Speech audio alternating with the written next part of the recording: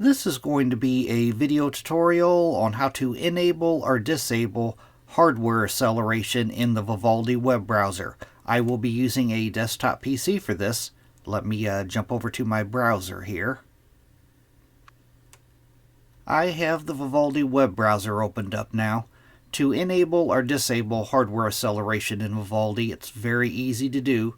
First thing you want to do is go up to the upper left-hand corner and click on the little drop down next to the V.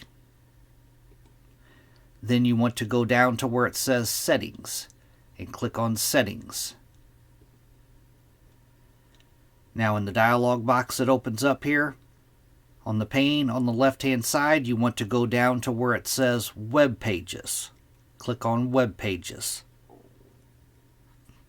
And then right up here, use hardware acceleration when available.